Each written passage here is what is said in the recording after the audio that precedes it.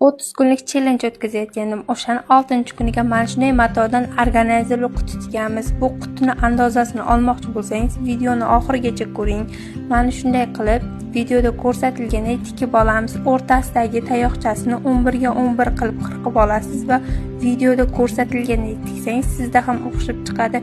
Uydagi kiyimlar, nasklar, mayda narsalar sochilib yotmasin. Shunday organayzerli quti tikib olsangiz bo'ladi. Juda ham uy uchun qulay. Bolalarning kiyimini solishga, bundan ham kattaroq razmerlarda ham tiksa bo'ladi. Uni o'lchamlarini Telegram kanalimda tashlab qo'yaman.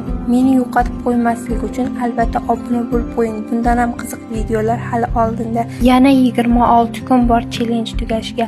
Videoda ko'rsatilganday chap tarafini o'ng tarafiga birlashtirib, xuddi mana shunday tikib, o'rtasida ochiq joy qoldirishimiz kerak. Bular ochiq joydan o'ng'arib, xuddi mana shu videoda ko'rsatilgandek tikib olamiz.